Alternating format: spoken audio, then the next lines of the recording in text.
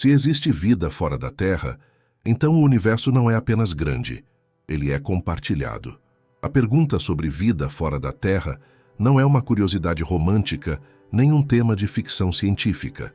Ela é hoje uma questão científica formal, com hipóteses testáveis, métodos observacionais e consequências profundas para a física, a biologia, a astronomia e o futuro da própria humanidade.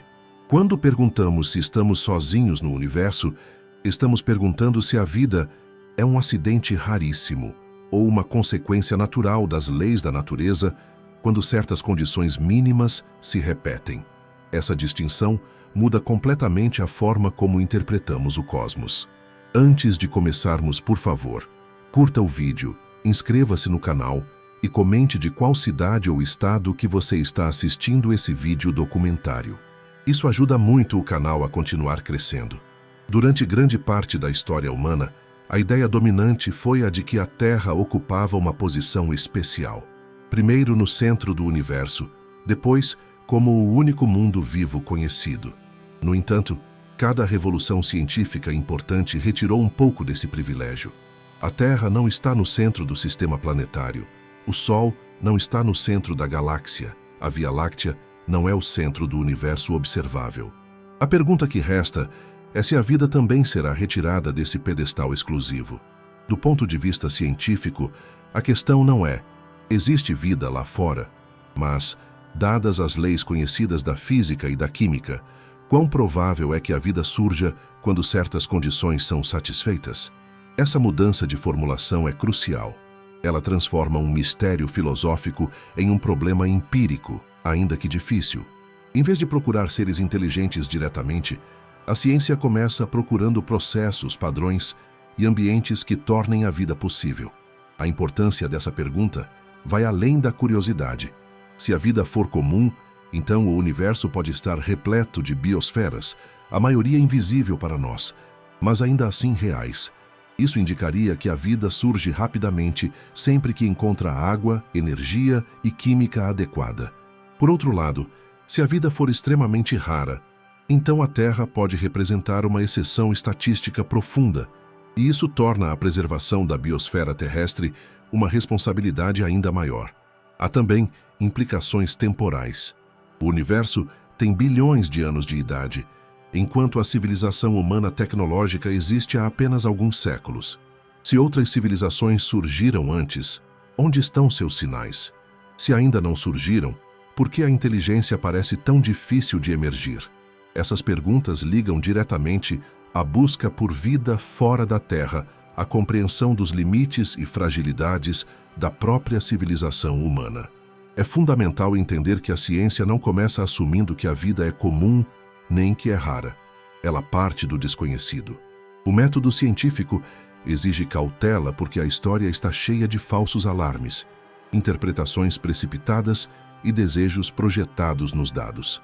Ainda assim, o avanço tecnológico das últimas décadas colocou a humanidade pela primeira vez em posição real de investigar essa questão com instrumentos adequados.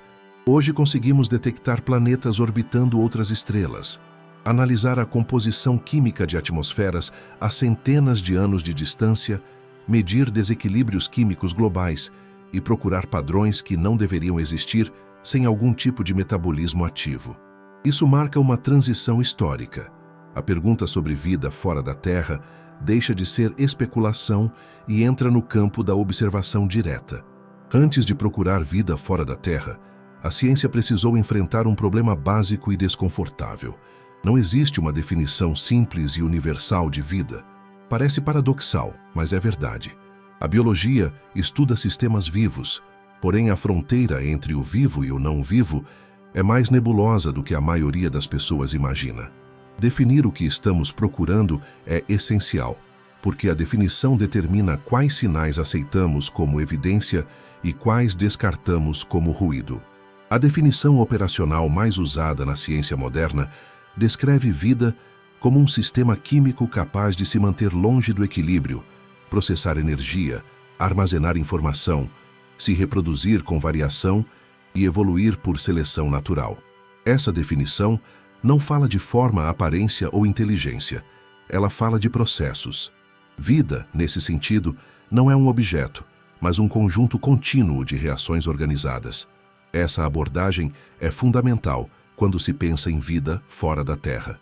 Se procurarmos apenas organismos parecidos com plantas, animais ou bactérias terrestres, corremos o risco de ignorar formas de vida diferentes em aparência, mas semelhantes em funcionamento. Por isso, a astrobiologia separa dois conceitos centrais: vida como conhecemos e vida como poderia existir. O primeiro serve como referência empírica. O segundo impede que a busca fique estreita demais. Mesmo assim, a vida terrestre é o único exemplo confirmado que temos. Isso cria um viés inevitável. Toda busca começa com a química do carbono, com água como solvente e com reações que lembram o metabolismo terrestre. Não porque seja a única possibilidade lógica, mas porque é a única possibilidade comprovada. A ciência começa pelo terreno sólido antes de avançar para hipóteses mais especulativas. Um ponto crítico é entender que presença de moléculas orgânicas não é sinônimo de vida. Moléculas baseadas em carbono são comuns no universo. Elas são encontradas em nuvens interestelares, em cometas, em meteoritos e em discos protoplanetários. Açúcares simples, aminoácidos e hidrocarbonetos podem surgir por processos puramente físicos e químicos, sem qualquer participação biológica. Portanto, encontrar moléculas orgânicas é apenas o primeiro degrau, não a chegada. Outro erro comum é confundir complexidade com vida. Sistemas altamente complexos podem surgir sem estarem vivos. Cristais crescem, padrões químicos se auto-organizam e estruturas elaboradas aparecem em sistemas não biológicos. O que distingue a vida não é apenas a complexidade, mas a combinação entre metabolismo contínuo, informação replicável e adaptação ao ambiente. A informação é um elemento central. Na Terra, essa informação está armazenada em moléculas como o ácido desoxirribonucleico, mas o princípio é mais geral. Vida precisa de um meio de registrar instruções, copiá-las com pequenas variações e permitir que o ambiente selecione quais versões persistem. Sem isso, não há evolução, apenas química estática. Outro critério essencial é o uso constante de energia. Sistemas vivos existem porque consomem energia para manter sua organização interna. Sem fluxo energético, a tendência natural é o colapso para o equilíbrio, onde nada acontece. Por isso, qualquer ambiente candidato à vida precisa oferecer fontes de energia utilizáveis, seja luz estelar, reações químicas ou calor interno. Essa definição funcional tem consequências diretas na busca por vida fora da Terra. Em vez de procurar organismos diretamente, a ciência procura sinais de processos incompatíveis com química em equilíbrio. Desequilíbrios persistentes, padrões improváveis e estruturas que exigem manutenção ativa se tornam mais importantes do que imagens ou formas reconhecíveis. Definir vida dessa maneira também prepara o terreno para aceitar descobertas desconfortáveis. É possível que a primeira vida fora da Terra encontrada seja microscópica, estranha, silenciosa e totalmente indiferente à nossa existência. Ainda assim, ela responderia à pergunta mais profunda: a vida é um fenômeno isolado ou uma consequência natural do universo quando as condições certas se alinham? Depois de definir o que conta como vida, a ciência precisa responder a uma pergunta ainda mais difícil: quais são as condições mínimas para que a química atravesse a fronteira e se torne biologia?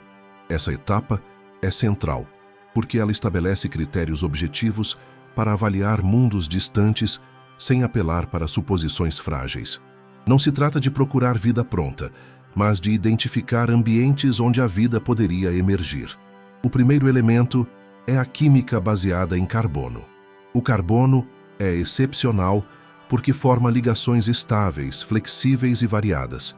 Ele permite a construção de moléculas longas, ramificadas e tridimensionais, capazes de armazenar informação e realizar funções específicas.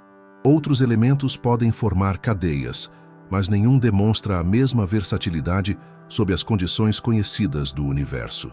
Isso não prova que toda vida precisa ser baseada em carbono, mas explica por que ele é o ponto de partida mais plausível. O segundo requisito é um solvente eficiente. Na Terra, esse papel é exercido pela água. A água dissolve uma enorme variedade de substâncias, facilita reações químicas, transporta calor e permite que moléculas interajam com precisão. Além disso, ela possui propriedades térmicas que estabilizam ambientes ao longo do tempo. Por isso, a presença de água líquida continua sendo um dos critérios mais fortes na busca por vida fora da Terra, mesmo que não seja o único possível em princípio. O terceiro elemento indispensável é energia disponível de forma contínua. Vida não é um estado estático. Ela é um processo em funcionamento permanente. Sem energia, não há metabolismo, não há reparo, não há reprodução. Essa energia pode vir de diferentes fontes: luz de uma estrela, reações químicas entre minerais e fluidos, gradientes térmicos ou até forças de maré em mundos submetidos a interações gravitacionais intensas. O ponto-chave é a constância, não a intensidade extrema. Gradientes são outro componente crítico. A vida explora diferenças: diferença de concentração química, diferença de temperatura, diferença de potencial elétrico. Na Terra, praticamente todo o metabolismo se baseia em explorar gradientes para extrair energia. Ambientes completamente homogêneos são quimicamente estéreis, mesmo que contenham os elementos certos. Onde não há contraste, não há trabalho a ser feito. Catalisadores também desempenham um papel essencial. Reações químicas complexas podem ser lentas demais para sustentar sistemas organizados sem algum tipo de aceleração. Na biologia terrestre, enzimas cumprem esse papel, mas antes delas, superfícies minerais podem ter funcionado como catalisadores naturais. Argilas, sulfetos metálicos e outras estruturas cristalinas conseguem organizar moléculas, aproximá-las e facilitar reações que de outra forma seriam improváveis. Outro passo decisivo é a compartimentalização. Para que a química evolua para algo mais sofisticado, é necessário criar fronteiras. Compartimentos permitem que reações ocorram de forma controlada, protegem sistemas internos do ambiente externo e estabelecem identidades químicas distintas. Na Terra, membranas lipídicas desempenham essa função, mas versões mais simples podem surgir espontaneamente em ambientes adequados. Informação química fecha o conjunto mínimo. Não basta reagir, é preciso registrar. Moléculas capazes de copiar sua estrutura, ainda que de forma imperfeita, introduzem variação. A partir daí, o ambiente passa a selecionar quais estruturas persistem. Esse ciclo de replicação com erro é o embrião da evolução biológica.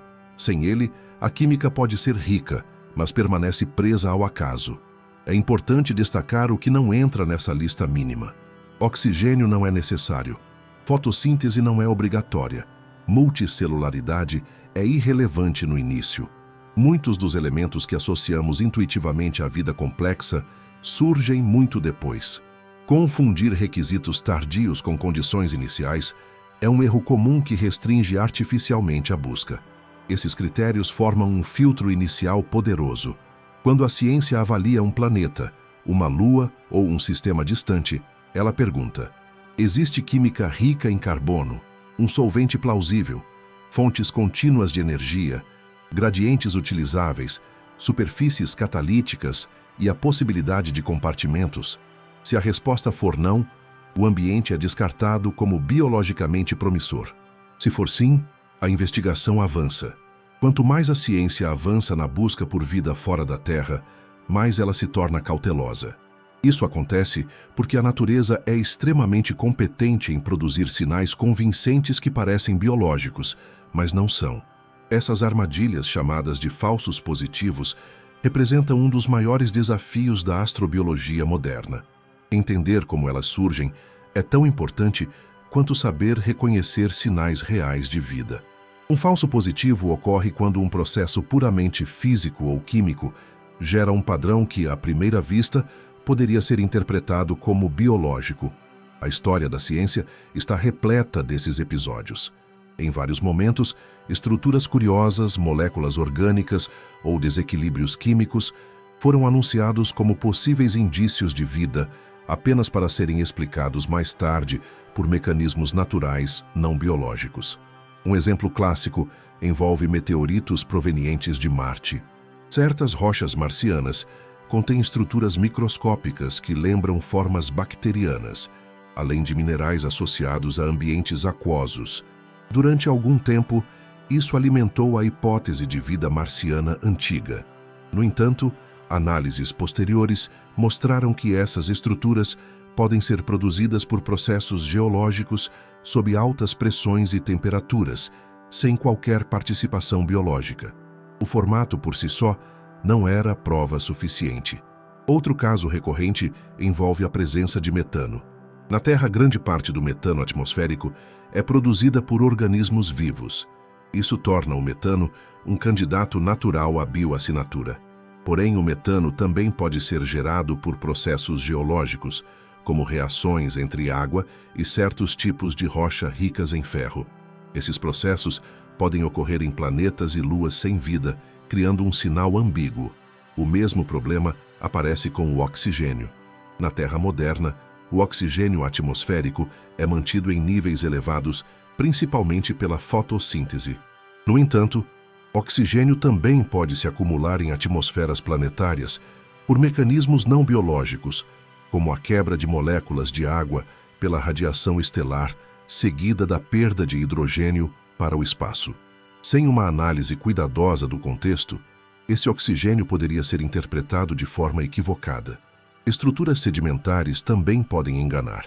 Certos padrões em rochas lembram tapetes microbianos fossilizados, conhecidos na Terra como estromatólitos. Porém, formações puramente minerais podem criar padrões visualmente semelhantes.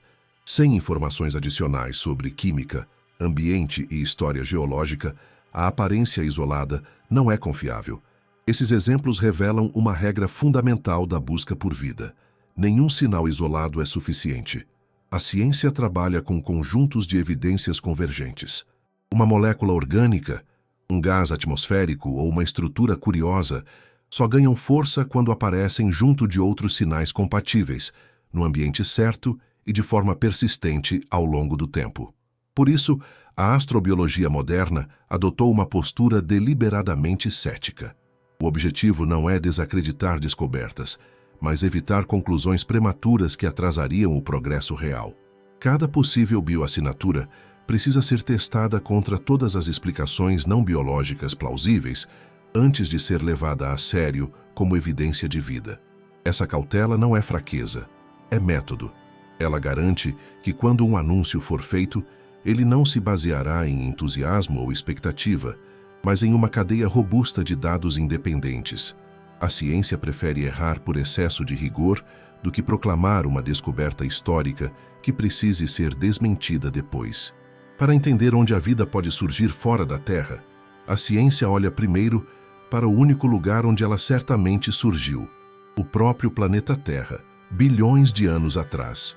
O passado terrestre funciona como um laboratório natural irrepetível, registrando em rochas, minerais e isótopos os passos iniciais da transição da química para a biologia. Estudar esse passado não revela apenas como a vida surgiu aqui, mas quais condições foram realmente necessárias e quais foram apenas coincidências. A Terra primitiva era um mundo radicalmente diferente do atual. A atmosfera não tinha oxigênio livre em quantidades significativas. Os oceanos eram quimicamente distintos. A superfície sofria bombardeios frequentes de asteroides e vulcões liberavam enormes volumes de gases. Ainda assim, a vida surgiu relativamente cedo. As evidências mais conservadoras indicam atividade biológica clara há mais de 3 bilhões e 500 milhões de anos, quando o planeta ainda era jovem e instável. Esse intervalo de tempo é crucial. Ele sugere que, uma vez estabelecidas condições mínimas adequadas, a vida pode emergir de forma relativamente rápida em escala geológica. Isso enfraquece a ideia de que a origem da vida exige uma sequência extremamente improvável de eventos únicos. Em vez disso, aponta para um processo robusto, capaz de ocorrer mesmo em ambientes longe do ideal. Outro ensinamento importante vem da diversidade inicial. As primeiras formas de vida eram simples, microscópicas e metabolicamente versáteis. Elas não dependiam de oxigênio nem de luz solar direta. Muitos dos metabolismos mais antigos conhecidos exploravam reações químicas envolvendo enxofre, ferro e hidrogênio. Isso amplia enormemente o conjunto de ambientes possíveis fora da Terra. A Terra também mostra que a vida não precisa de estabilidade perfeita para começar. O planeta passou por períodos de glaciações globais, impactos gigantescos e mudanças químicas abruptas. Mesmo assim, a biosfera persistiu. Isso indica que a vida pode ser resiliente desde o início, adaptando-se a flutuações intensas, em vez de exigir um equilíbrio delicado constante. Isótopos de carbono fornecem outra pista poderosa. Certos padrões isotópicos são difíceis de explicar sem atividade biológica, pois processos vivos tendem a favorecer versões mais leves do carbono. Esses sinais aparecem em rochas muito antigas, reforçando a ideia de que a vida já estava ativa quando a Terra ainda enfrentava condições extremas.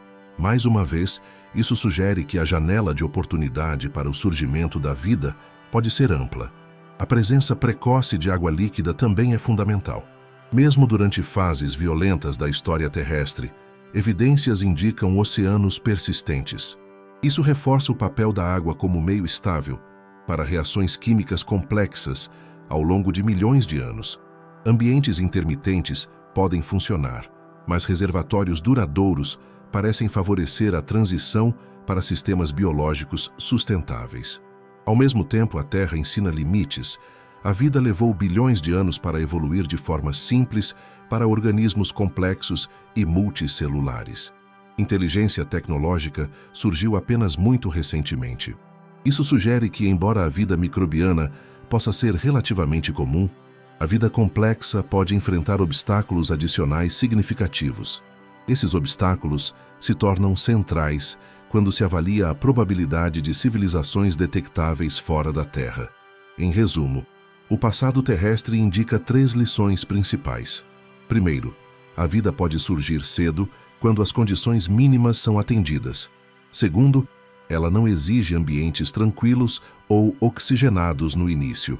Terceiro, a complexidade avançada parece ser difícil e lenta. Essas lições moldam toda a estratégia moderna de busca por vida fora da Terra. Com esse laboratório natural em mente, o próximo passo é examinar os cenários específicos propostos para a origem da vida e entender quais ambientes dentro e fora da Terra oferecem os caminhos mais plausíveis para que a química atravesse mais uma vez a fronteira invisível que separa o não vivo do vivo. Depois de usar a Terra primitiva como referência, a ciência precisa enfrentar a pergunta central: em que tipo de ambiente a química consegue dar o salto para a biologia? Não existe um único cenário consensual. Em vez disso, há um conjunto de hipóteses concorrentes, cada uma tentando explicar como moléculas simples passaram a formar sistemas capazes de metabolismo, replicação e evolução. O ponto comum entre elas não é o local exato, mas a presença simultânea de energia, gradientes, catalisadores e tempo suficiente. Um dos cenários mais estudados envolve fontes hidrotermais no fundo dos oceanos. Nessas regiões, a água quente rica em minerais emerge do interior do planeta e entra em contato com água mais fria, criando gradientes térmicos e químicos intensos. Esses gradientes são exatamente o tipo de ambiente que a vida explora hoje. Reações envolvendo hidrogênio, enxofre e ferro podem liberar energia de forma contínua, criando um motor químico estável por milhões de anos. Fontes hidrotermais também oferecem superfícies minerais porosas, capazes de aprisionar moléculas, concentrá-las e facilitar reações sequenciais. Em vez de depender de uma sopa diluída, a química ocorre em microambientes confinados, o que aumenta drasticamente a eficiência. Esse tipo de estrutura lembra, em escala primitiva, o funcionamento de compartimentos celulares. Outro cenário importante envolve poças rasas na superfície terrestre, sujeitas a ciclos repetidos de secagem e reidratação. Esses ciclos forçam moléculas a se concentrarem. se ligarem e se reorganizarem. Quando a água evapora, compostos se aproximam e reagem. Quando a água retorna, estruturas parcialmente formadas podem se dispersar e interagir novamente. Esse ritmo cria uma seleção química natural, favorecendo estruturas mais estáveis e funcionais. As superfícies minerais, especialmente argilas, desempenham um papel central nesse modelo. Elas conseguem alinhar moléculas orgânicas, proteger estruturas frágeis da degradação e atuar como catalisadores naturais. Em alguns experimentos, cadeias semelhantes a polímeros biológicos se formam espontaneamente quando moléculas simples interagem com essas superfícies sob condições adequadas. Há também hipóteses híbridas, que combinam elementos de múltiplos ambientes. A química inicial poderia ter ocorrido em fontes hidrotermais, com moléculas mais complexas, migrando depois para ambientes rasos, onde ciclos ambientais impulsionaram a complexificação. Esse tipo de cenário reconhece que a origem da vida pode não ter sido um evento pontual, mas uma sequência distribuída no espaço e no tempo. Independentemente do cenário específico, um ponto é consensual. A origem da vida não foi um evento mágico, súbito ou isolado. Foi um processo gradual, com muitas tentativas fracassadas, onde estruturas instáveis surgiram e desapareceram, até que algumas passaram a se manter e a se copiar. Esse caráter processual é essencial para avaliar outros mundos. Não é preciso encontrar o ambiente perfeito, apenas um ambiente bom o suficiente por tempo suficiente. Esses cenários também ampliam o mapa da habitabilidade fora da Terra. Eles mostram que a vida não exige necessariamente uma superfície ensolarada, uma atmosfera rica em oxigênio ou oceanos rasos expostos. Ambientes subterrâneos, oceanos cobertos por gelo ou interfaces entre rocha e água podem ser igualmente promissores. Com esses modelos em mãos, a ciência passa a olhar para outros mundos com novos critérios. A pergunta deixa de ser: este planeta parece com a Terra atual? E passa a ser: este mundo oferece em algum momento de sua história energia, gradientes e química suficientes para iniciar processos biológicos? A partir daí, o foco se desloca para ambientes que, à primeira vista, parecem hostis, mas que podem esconder condições surpreendentemente favoráveis à vida. Durante muito tempo, a busca por vida fora da Terra esteve fortemente ligada à luz das estrelas. A ideia parecia intuitiva. Onde há luz pode haver fotossíntese. Onde há fotossíntese pode haver vida. No entanto, essa associação começou a ruir quando a própria Terra revelou algo desconcertante. Existem ecossistemas inteiros que prosperam completamente isolados da luz solar, alimentados apenas por energia química. Essa descoberta alterou de forma profunda o conceito de habitabilidade no universo. No fundo dos oceanos terrestres, a milhares de metros de profundidade, existem comunidades biológicas densas ao redor de fontes hidrotermais. Nesses ambientes, a luz nunca chega. A energia que sustenta a vida vem de reações químicas entre a água do mar e minerais quentes vindos do interior do planeta. Micro-organismos utilizam compostos como hidrogênio, enxofre e ferro para extrair energia em um processo chamado quimiossíntese. Esses micro-organismos formam a base de cadeias alimentares completas. Animais maiores, como vermes gigantes, crustáceos e moluscos, vivem em simbiose com bactérias quimiosintéticas, dependendo delas para sobreviver. Esse fato demonstra algo crucial. A vida não precisa de luz estelar para existir. Ela precisa de energia explorável e de química adequada. Essa constatação tem implicações diretas para a busca por vida fora da Terra. Mundos que antes eram considerados estéreis por estarem longe demais de suas estrelas passam a ser reavaliados. Luas geladas, planetas cobertos por gelo espesso e até corpos sem superfície exposta à luz podem, em princípio, abrigar ecossistemas internos alimentados por calor geológico ou interações gravitacionais. Outro ponto fundamental é a estabilidade. Ambientes sem luz podem ser surpreendentemente estáveis ao longo de bilhões de anos. Enquanto superfícies planetárias sofrem com impactos, variações climáticas e radiação intensa, Oceanos subterrâneos protegidos por camadas de gelo ou rocha oferecem isolamento e constância. Essa estabilidade pode ser mais favorável ao desenvolvimento e à persistência da vida do que ambientes superficiais expostos. A quimiossíntese também amplia o conceito de energia biológica. Não é a origem da energia que importa, mas sua disponibilidade contínua e explorável.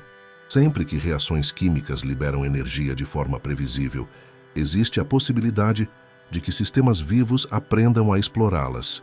Isso vale para interações entre água e rocha, para reações induzidas por calor interno e até para processos associados a forças de maré em corpos submetidos a intensas interações gravitacionais. Esses ambientes desafiam nossa intuição porque não produzem sinais óbvios à distância.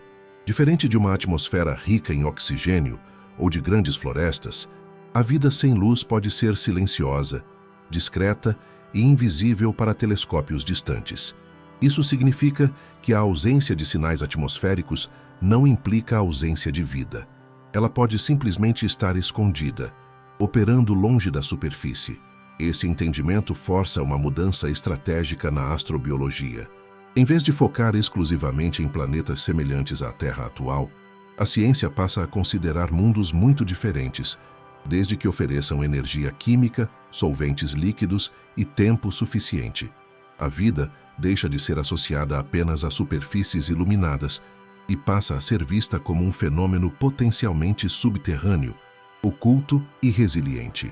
Se a vida consegue existir sem luz, a pergunta seguinte é inevitável: quão extremos podem ser os ambientes onde ela ainda sobrevive? A resposta veio da própria Terra, quando a biologia começou a investigar organismos que vivem em condições antes consideradas absolutamente letais. Esses organismos, chamados de extremófilos, redefiniram de forma concreta os limites do que significa ser habitável. Existem micro-organismos que prosperam em temperaturas próximas ao ponto de ebulição da água, vivendo em fontes termais e ambientes vulcânicos. Outros sobrevivem em temperaturas abaixo do ponto de congelamento, permanecendo metabolicamente ativos em gelo, permafrost e oceanos polares. Isso mostra que a vida não exige uma faixa térmica estreita. Ela exige apenas que as reações químicas ocorram, ainda que lentamente. A acidez extrema também deixou de ser um limite rígido. Certos organismos vivem em ambientes com níveis de acidez comparáveis aos de ácidos industriais, enquanto outros prosperam em ambientes altamente alcalinos. O segredo não está no ambiente externo ser agradável, mas na capacidade do organismo de manter condições internas estáveis por meio de adaptações bioquímicas específicas. A salinidade é outro fator surpreendente. Existem micro-organismos que vivem em lagos hipersalinos, onde a concentração de sal ultrapassa em muito a dos oceanos. Em vez de evitar o sal, esses organismos incorporam estratégias moleculares que lhes permitem funcionar em meio a concentrações que desidratariam células comuns.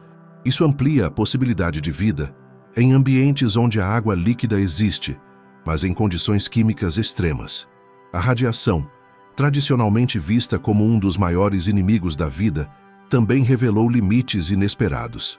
Alguns micro-organismos conseguem sobreviver a doses de radiação capazes de destruir praticamente qualquer forma de vida complexa. Eles fazem isso por meio de mecanismos eficientes de reparo do material genético e de proteção molecular.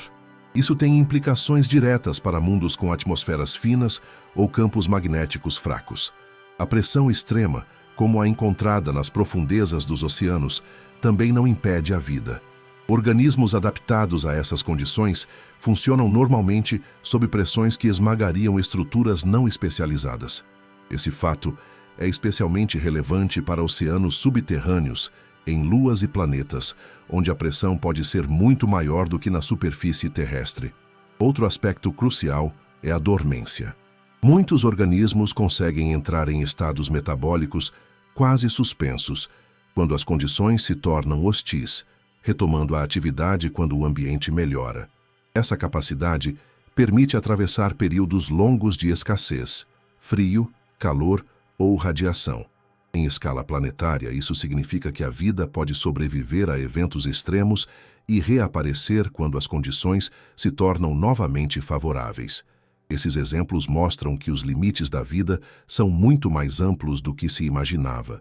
Em vez de perguntar se um ambiente é confortável, a ciência passa a perguntar se ele é funcional. Existe solvente líquido, ainda que temporariamente? Existe alguma fonte de energia explorável? Existe tempo suficiente para adaptações ocorrerem? Se a resposta for sim, a vida não pode ser descartada. Ao mesmo tempo, os extremófilos ensinam cautela. Eles não vivem em qualquer lugar. Eles vivem onde existem gradientes, química ativa e continuidade ambiental. Ambientes completamente mortos, sem energia ou dinâmica, continuam sendo estéreis. Extremófilos não são milagres, são especialistas em explorar limites bem definidos. Essa expansão dos limites do vivo muda profundamente a estratégia de busca por vida fora da Terra. Mundos antes considerados hostis demais passam a ser reavaliados com critérios mais realistas. A pergunta deixa de ser: esse lugar é parecido com a Terra atual? E passa a ser: esse lugar oferece, em algum ponto de sua história ou em algum nicho oculto, condições funcionais para processos biológicos? Depois de expandir os limites do vivo, a ciência precisou abandonar uma ideia simples demais, a de que basta um planeta estar na distância certa de sua estrela para ser habitável. Essa noção, embora útil como ponto de partida, ignora o que a própria Terra ensina com clareza. A habitabilidade não é uma característica isolada. Ela emerge da interação contínua entre vários sistemas físicos, químicos e geológicos ao longo do tempo. Um planeta pode ter água líquida e, ainda assim, ser estéril. Pode ter energia abundante e, ainda assim, não sustentar química complexa. O que torna um mundo biologicamente promissor é a cooperação entre atmosfera, superfície, interior e ambiente orbital. Quando esses elementos funcionam em conjunto, eles criam estabilidade suficiente para que processos biológicos surjam e persistam. A atmosfera é um dos componentes centrais desse sistema. Ela regula a temperatura, protege contra a radiação nociva e participa ativamente da química superficial. Uma atmosfera muito fina pode permitir que a água evapore ou congele rapidamente. Uma atmosfera muito espessa pode gerar efeitos estufa extremos, tornando a superfície inóspita. O equilíbrio não precisa ser perfeito, mas precisa ser funcional por longos períodos. O interior do planeta também desempenha um papel crucial. Atividade geológica moderada ajuda a reciclar elementos químicos, liberar gases e manter ciclos ativos. Na Terra, o ciclo do carbono atua como um regulador climático de longo prazo, evitando tanto o congelamento global permanente quanto o superaquecimento descontrolado. Sem esse tipo de mecanismo, a habitabilidade pode ser curta demais para que a vida se estabeleça. Campos magnéticos entram nessa equação como escudos invisíveis. Eles desviam partículas energéticas vindas da estrela e ajudam a preservar a atmosfera ao longo de bilhões de anos. Mundos sem proteção magnética podem perder gases gradualmente, especialmente quando orbitam estrelas ativas. Isso não elimina totalmente a possibilidade de vida, mas adiciona um desafio significativo. A presença simultânea de oceanos e continentes também pode ser relevante. Interfaces entre água e terra criam ambientes quimicamente ricos, onde nutrientes se concentram e reações se intensificam. No entanto, isso não é uma exigência absoluta. Oceanos globais e oceanos subterrâneos também podem sustentar química ativa, desde que existam gradientes e fontes de energia. A órbita do planeta e sua história dinâmica completam o quadro. Órbitas muito excêntricas podem causar variações climáticas extremas. Interações gravitacionais com outros corpos podem aquecer o interior do planeta ou desestabilizar sua rotação. Em alguns casos, essas interações são destrutivas. Em outros, são exatamente o que fornece energia adicional para sustentar ambientes internos habitáveis. O fator tempo amarra todos esses elementos. A habitabilidade não é um estado momentâneo. É uma condição que precisa durar milhões ou bilhões de anos para permitir que a vida não apenas surja, mas se torne resiliente. Mundos que passam brevemente por condições favoráveis podem iniciar processos químicos promissores, mas não mantê-los tempo suficiente para atravessar a fronteira biológica. Essa visão sistêmica muda completamente a forma como a ciência avalia planetas distantes. Em vez de perguntar apenas onde eles estão, a pergunta passa a ser como eles funcionam. Dois planetas à mesma distância de uma estrela podem ter destinos opostos dependendo de sua massa, composição, história geológica e ambiente estelar. Com isso, a busca por vida fora da Terra se torna mais criteriosa, porém mais realista. O universo deixa de ser dividido em habitável e inabitável com base em uma linha simples e passa a ser visto como um espectro contínuo de possibilidades. O próximo passo é entender como essa ideia se materializa no conceito clássico mais conhecido do público, a chamada zona habitável, e por que ela precisa ser reinterpretada com muito mais cuidado do que geralmente se faz. O conceito de zona habitável surgiu como uma ferramenta simples para responder a uma pergunta direta. A que distância de uma estrela a água pode existir em estado líquido na superfície de um planeta? Essa ideia foi extremamente útil para organizar a busca inicial por mundos potencialmente habitáveis. No entanto, com o avanço da ciência planetária, ficou claro que a zona habitável, sozinha, não decide o destino biológico de um planeta. Ela é apenas uma condição necessária, nunca suficiente. A definição clássica da zona habitável considera o equilíbrio entre a energia recebida da estrela e a capacidade do planeta de reter ou refletir calor. Se o planeta estiver muito perto, a água evapora e pode ser perdida para o espaço. Se estiver muito longe, a água congela. Entre esses extremos, existe uma faixa onde a água líquida pode persistir. Essa faixa, porém, é dinâmica e depende de muitos fatores além da distância orbital. A atmosfera é um desses fatores críticos. Gases de efeito estufa podem ampliar significativamente a zona habitável, permitindo água líquida mais longe da estrela. Por outro lado, nuvens espessas ou superfícies altamente reflexivas podem resfriar o planeta, deslocando a zona para mais perto. Isso significa que dois planetas na mesma órbita podem ter climas radicalmente diferentes. O tipo de estrela também importa. Estrelas menores e mais frias emitem energia de forma diferente de estrelas maiores e mais quentes. A zona habitável ao redor de uma estrela pequena fica mais próxima, o que aumenta a chance de travamento gravitacional, onde o planeta mostra sempre a mesma face para a estrela. Isso não elimina a habitabilidade, mas cria desafios climáticos específicos que precisam ser compensados por circulação atmosférica eficiente. A atividade estelar adiciona outra camada de complexidade. Estrelas jovens e pequenas podem emitir grandes quantidades de radiação energética e partículas carregadas. Isso pode desgastar atmosferas planetárias ao longo do tempo, especialmente se o planeta não possuir um campo magnético robusto. Assim, um planeta pode estar tecnicamente dentro da zona habitável e, ainda assim, perder sua água e seus gases antes que a vida tenha qualquer chance. A própria zona habitável muda com o tempo. Estrelas evoluem, aumentando gradualmente sua luminosidade. Um planeta que hoje está confortável pode ter sido congelado no passado ou pode se tornar inóspito no futuro. A Terra, por exemplo, não esteve sempre sob as mesmas condições solares. A vida aqui precisou se adaptar continuamente a mudanças lentas, mas profundas, no balanço energético do planeta. Além disso, a zona habitável tradicional foca na superfície, ignorando ambientes internos. Oceanos subterrâneos protegidos por gelo ou rocha podem existir completamente fora da zona habitável clássica. Nesses casos, a fonte de energia não é a estrela, mas o calor interno do corpo ou interações gravitacionais. Isso expande enormemente o número de lugares potencialmente habitáveis no universo. Essas nuances levam a uma redefinição prática do conceito. Em vez de uma faixa rígida no espaço, a zona habitável deve ser entendida como uma região de possibilidades, onde múltiplos fatores podem compensar ou agravar uns aos outros.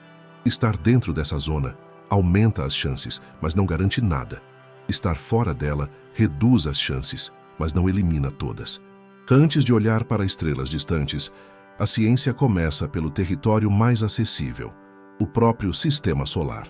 Aqui, sondas, orbitadores e experimentos diretos permitem testar hipóteses com um nível de detalhe impossível em sistemas remotos.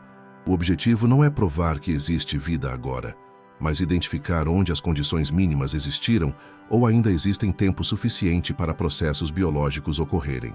Marte surge naturalmente como o primeiro candidato histórico. Evidências geológicas mostram que entre os anos de 4 bilhões e 3 bilhões e 500 milhões atrás, o planeta teve rios, lagos e possivelmente oceanos rasos. Minerais hidratados, deltas preservados e padrões sedimentares indicam água líquida persistente. O desafio é temporal. Marte perdeu grande parte de sua atmosfera e de seu campo magnético cedo demais, reduzindo a janela de habitabilidade superficial. Ainda assim, nichos subterrâneos podem ter preservado água, energia química e proteção contra a radiação. As luas geladas mudaram o jogo. Europa, uma lua de Júpiter, abriga um oceano global sob uma crosta de gelo. Evidências indiretas apontam para contato entre esse oceano e um manto rochoso, criando interfaces água-rocha semelhantes às fontes hidrotermais terrestres. A energia vem do aquecimento por marés gravitacionais, um motor estável que pode operar por bilhões de anos. Esse conjunto de fatores coloca a Europa entre os ambientes mais promissores conhecidos. Encélado, uma lua de Saturno, oferece algo ainda mais direto: plumas de material ejetado para o espaço a partir de fraturas no gelo. Essas plumas contêm água, sais e compostos orgânicos simples. Medições indicam reações químicas compatíveis com ambientes hidrotermais no interior. Aqui, a vantagem é a acessibilidade. Amostras do oceano interno chegam ao espaço sem a necessidade de perfurar quilômetros de gelo. Titã apresenta um caso distinto. Sua superfície é dominada por hidrocarbonetos líquidos, como metano e etano, enquanto água líquida pode existir apenas no interior. A química orgânica de Titã é extremamente rica, produzida pela interação entre radiação e uma atmosfera densa. Embora a vida como conhecemos enfrentaria dificuldades na superfície fria, Titã é um laboratório natural para estudar química pré-biológica alternativa e processos que podem preceder a biologia. Ganimedes e Calisto, outras luas de Júpiter, também apresentam evidências de oceanos internos, possivelmente estratificados em múltiplas camadas. Embora a energia disponível possa ser menor do que em Europa, a estabilidade a longo prazo ainda torna esses mundos relevantes na avaliação da habitabilidade. Vênus representa um alerta e uma curiosidade. Hoje, sua superfície é extremamente quente e inóspita.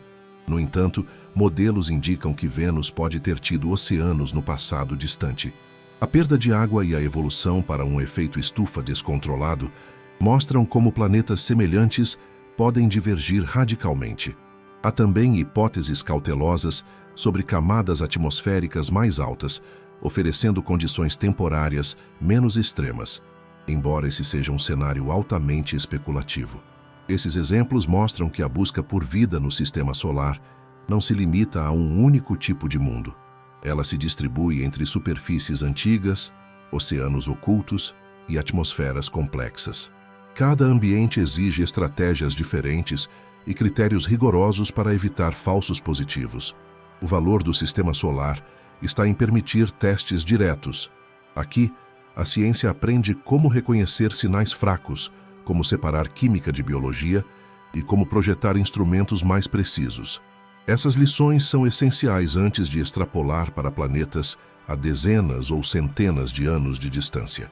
Com esse panorama estabelecido, o próximo passo é aprofundar o caso mais estudado e controverso entre todos, Marte, analisando sem romantização o que realmente sabemos, o que permanece ambíguo e quais descobertas seriam necessárias para transformar possibilidade em evidência sólida.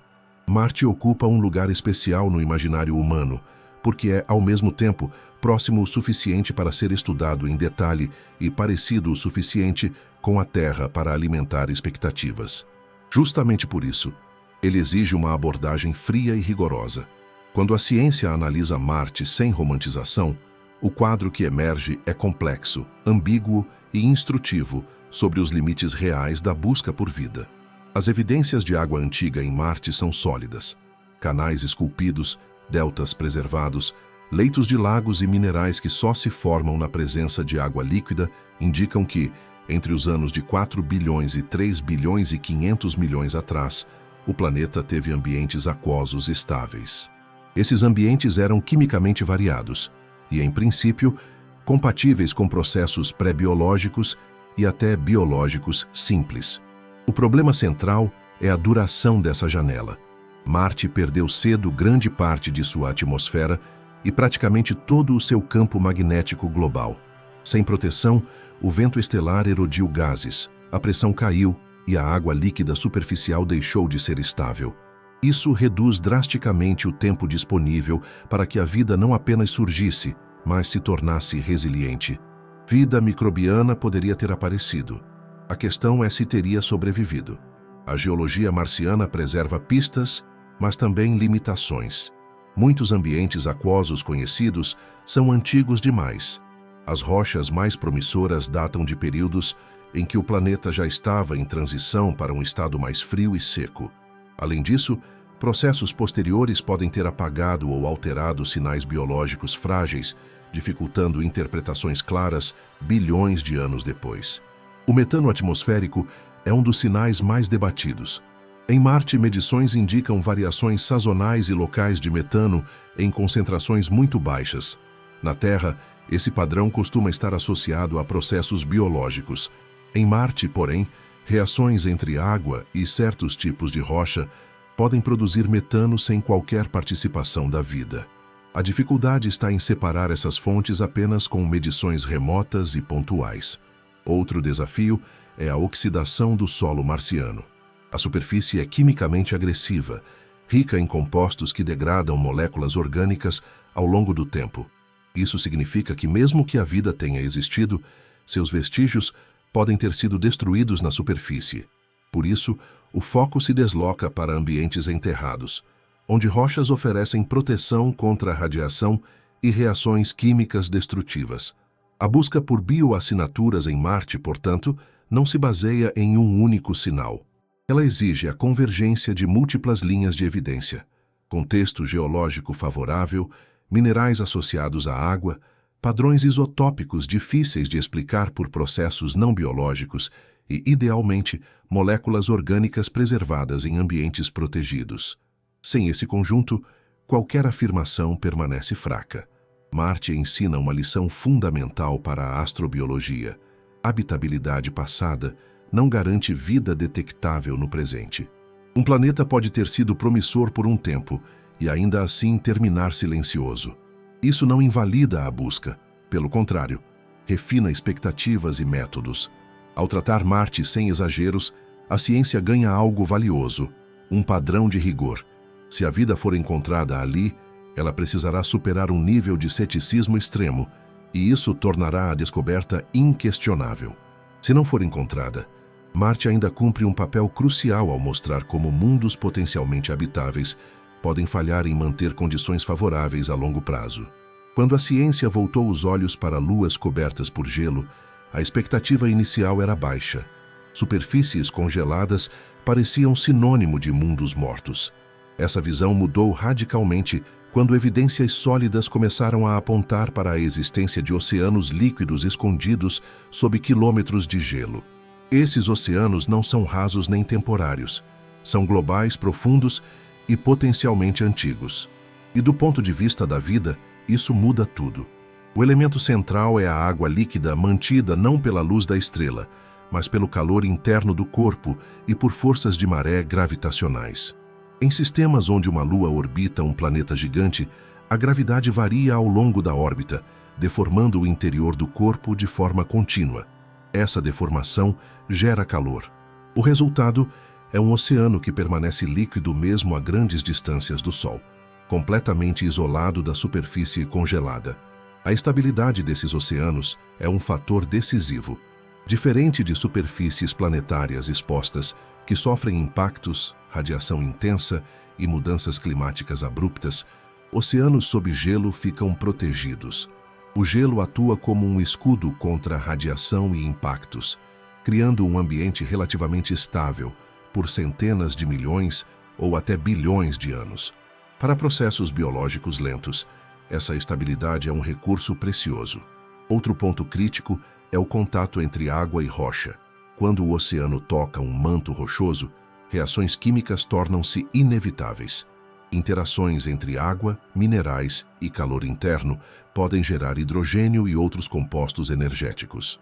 Esse cenário é notavelmente parecido com o das fontes hidrotermais terrestres, onde a vida prospera sem luz. A química necessária para sustentar metabolismos simples pode estar presente de forma contínua. A composição desses oceanos também importa. Evidências indiretas sugerem a presença de sais, compostos orgânicos simples e uma diversidade química suficiente para sustentar reações complexas.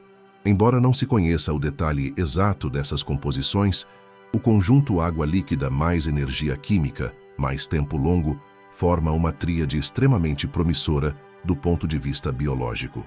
Há, contudo, limitações importantes. Oceanos sob gelo podem ser pobres em certos elementos essenciais ou apresentar pressões muito altas, o que pode restringir tipos específicos de química. Além disso, a troca de material com a superfície pode ser limitada, reduzindo a diversidade química ao longo do tempo. Esses fatores não eliminam a possibilidade de vida, mas influenciam sua complexidade e detectabilidade. Outro desafio é a observação. Esses ambientes são invisíveis diretamente. A ciência precisa inferir sua existência por meio de medições gravitacionais, campos magnéticos induzidos, variações orbitais e, em casos raros, plumas que escapam para o espaço. Cada uma dessas técnicas fornece apenas uma parte do quadro, exigindo interpretações cuidadosas e integradas. Mesmo com essas limitações, oceanos sob gelo representam uma das mudanças mais profundas no conceito de habitabilidade. Eles mostram que a vida não precisa de superfícies quentes, céus azuis ou ciclos diurnos. Ela pode existir isolada, silenciosa e invisível, sustentada apenas por química interna e paciência geológica. Essa constatação amplia drasticamente o número de mundos potencialmente habitáveis no universo. Em vez de depender apenas de planetas na distância certa de suas estrelas, a vida passa a ser possível em uma vasta população de luas e corpos gelados. Quando a vida potencial se esconde sob quilômetros de gelo, a ciência precisa abandonar a observação direta e aprender a ler sinais indiretos. Esse é um dos maiores desafios da astrobiologia: inferir oceanos, química ativa e possíveis metabolismos sem nunca ver o ambiente em si. Para isso, pesquisadores combinam física, geologia e química em um jogo de pistas sutis, onde nenhum dado isolado é conclusivo, mas o conjunto pode ser extremamente informativo.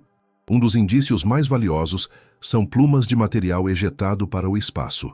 Em alguns mundos gelados, fraturas na crosta permitem que água e vapor escapem, carregando sais e compostos dissolvidos do interior. Essas plumas funcionam como amostras naturais do oceano subterrâneo. Ao atravessá-las com instrumentos adequados, é possível identificar a presença de água, sais, moléculas orgânicas simples e produtos de reações químicas energéticas. A detecção de salmoura é particularmente importante.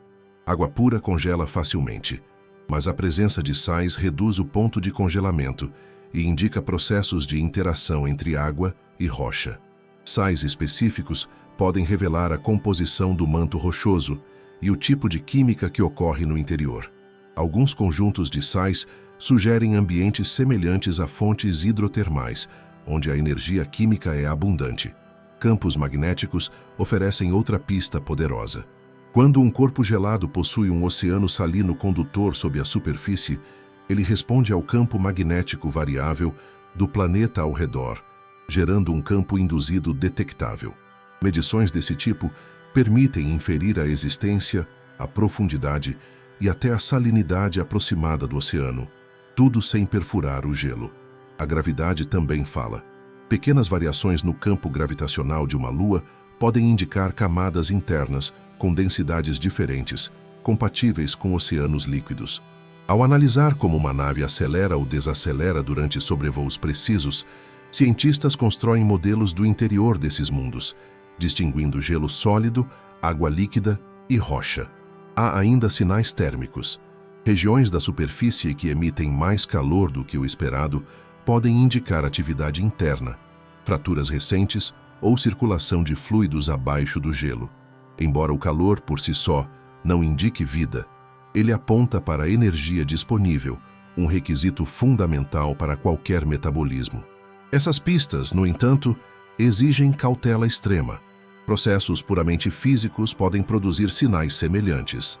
Fraturas podem liberar vapor sem que exista um oceano global estável. Campos magnéticos induzidos podem ser interpretados de formas diferentes dependendo dos modelos internos assumidos. Por isso, a ciência insiste em múltiplas linhas de evidência convergentes antes de considerar um ambiente realmente promissor. Mesmo quando a química orgânica é detectada, o rigor permanece. Moléculas orgânicas simples são comuns no universo e podem surgir sem vida. O que importa é o contexto, diversidade molecular, relações entre compostos, presença simultânea de fontes de energia e estabilidade ambiental ao longo do tempo.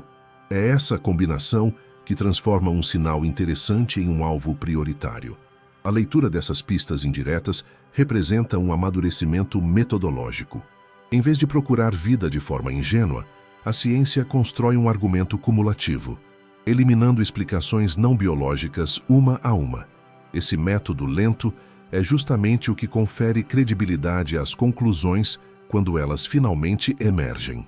Com essas ferramentas, a astrobiologia começa a estabelecer critérios mais duros para o que conta como evidência forte. Quando a ciência fala em detectar vida fora da Terra, ela não procura sinais bonitos, curiosos ou sugestivos. Ela procura evidências que resistam a décadas de crítica. Bioassinatura não é qualquer coisa que lembra vida. É um padrão físico ou químico que se torna extremamente difícil de explicar sem a presença de processos biológicos ativos ou passados. Por isso, as regras são duras e deliberadamente conservadoras. Um dos critérios mais robustos envolve padrões isotópicos. Processos biológicos tendem a favorecer versões mais leves de certos elementos, como o carbono. Isso cria assinaturas isotópicas específicas que não surgem facilmente por processos puramente geológicos. Quando esses padrões aparecem de forma consistente, em contexto adequado, eles se tornam indícios fortes de atividade biológica. Isolados, porém, continuam insuficientes. Outro pilar são minerais associados à biologia. Na Terra, certos minerais se formam preferencialmente em ambientes onde a vida está ativa, seja diretamente por ação biológica, seja indiretamente por alterações químicas no ambiente. O ponto crítico não é o mineral em si, mas sua associação com outros sinais e com um ambiente plausível. Um mineral fora de contexto é apenas geologia. Texturas sedimentares entram como uma terceira linha de evidência. Camadas, estruturas laminadas e padrões repetitivos podem indicar atividade microbiana prolongada. No entanto, a natureza consegue imitar esses padrões. Por isso, a textura só ganha peso quando acompanhada de química compatível, idade adequada e ausência de explicações físicas simples. As multiatmosferas planetárias oferecem talvez o campo mais promissor e mais traiçoeiro. A vida tende a manter atmosferas em estado de desequilíbrio químico. Na Terra, a coexistência prolongada de oxigênio e metano é um exemplo clássico.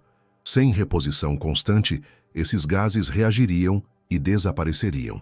Detectar desequilíbrios semelhantes em outros planetas é tentador, mas exige extrema cautela, pois processos não biológicos também podem gerar alguns desses gases. Por isso, a ciência busca conjuntos de bioassinaturas, não sinais únicos. Quanto mais independentes forem as linhas de evidência, menor a probabilidade de um falso positivo. Um padrão isotópico coerente associado a minerais compatíveis, em um ambiente aquoso estável, com sinais atmosféricos persistentes, começa a formar um argumento sólido. Convencer a comunidade científica exige mais do que um artigo ou uma medição isolada. Exige replicação independente. Observações feitas por instrumentos diferentes, em momentos distintos, com resultados compatíveis. Exige também que todas as explicações não biológicas conhecidas sejam testadas e descartadas de forma explícita. Essa exigência elevada não é burocracia. Ela reflete o peso extraordinário de uma descoberta desse tipo. Confirmar vida fora da Terra seria uma das maiores descobertas da história humana. Por isso, o padrão de evidência precisa ser proporcional à importância da afirmação. Com bioassinaturas bem definidas, a ciência estabelece o que conta como prova forte de vida simples. Mas existe outra possibilidade igualmente transformadora: detectar não biologia, mas tecnologia. Enquanto bioassinaturas tentam detectar processos vivos, tecnossinaturas procuram algo diferente e potencialmente mais direto: sinais de tecnologia. A lógica é simples e poderosa. Uma única célula é microscópica, frágil e difícil de detectar à distância. Já uma civilização tecnológica, mesmo sem intenção, pode modificar seu ambiente de maneiras detectáveis em escalas planetárias ou interestelares. Por isso, em certos cenários, tecnossinaturas podem ser mais fáceis de identificar do que a própria vida microbiana. O exemplo clássico são ondas de rádio. Comunicações artificiais tendem a produzir sinais estreitos em frequência, altamente organizados e difíceis de explicar por processos naturais conhecidos.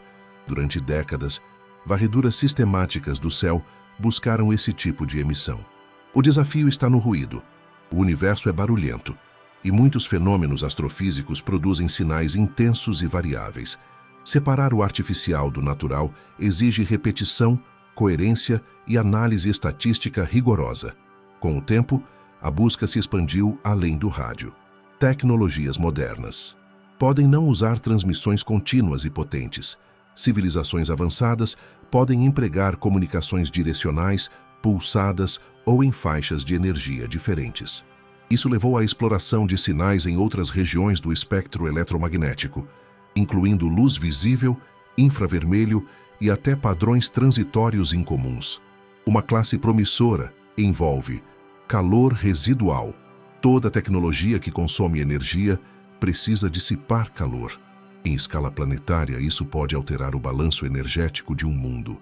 Um planeta com temperatura efetiva maior do que o esperado para sua distância estelar pode indicar uso intensivo de energia. O desafio é distinguir esse efeito de causas naturais, como atmosferas espessas ou atividade geológica intensa. Outra possibilidade é a iluminação artificial. Cidades, infraestrutura e atividade noturna produzem padrões luminosos específicos. Em princípio, telescópios suficientemente sensíveis poderiam detectar variações de brilho incompatíveis com processos naturais, especialmente se esses padrões seguirem ciclos regulares não associados à rotação ou à órbita. Há também a ideia de química industrial atmosférica. Certos compostos não são produzidos naturalmente em grandes quantidades, mas podem surgir como subprodutos tecnológicos. Se detectados em atmosferas planetárias e mantidos em níveis estáveis, poderiam indicar atividade artificial contínua. Novamente, o contexto é tudo. Sem descartar explicações geofísicas plausíveis, o sinal permanece ambíguo. Tecnossinaturas têm uma vantagem conceitual importante. Elas não exigem que a vida seja comum, apenas que algumas civilizações tenham surgido e deixado marcas detectáveis. Ao mesmo tempo, carregam uma limitação severa. Tecnologia pode ser transitória. Civilizações podem durar pouco em escala cósmica, usar tecnologias silenciosas ou simplesmente não emitir sinais detectáveis na nossa direção. Por isso, a busca por tecnossinaturas não substitui a busca por bioassinaturas, ela a complementa. Uma aponta para a ubiquidade da vida simples, a outra testa a raridade da inteligência tecnológica. Juntas, elas abordam diferentes respostas para a mesma pergunta fundamental: Esse campo, quando tratado com rigor, não é especulação. Ele é ciência observacional com hipóteses claras, critérios de validação e um histórico de aprendizado a partir de não detecções. E é justamente esse histórico que conduz ao próximo tópico: a busca sistemática por inteligência fora da Terra como uma disciplina científica madura, mesmo em meio a décadas de silêncio aparente. A busca por inteligência fora da Terra só se torna ciência quando abandona expectativas vagas e passa a operar com hipóteses claras, estratégias explícitas e critérios rigorosos de validação. Diferente da imagem popular, esse campo não procura mensagens óbvias ou contatos diretos.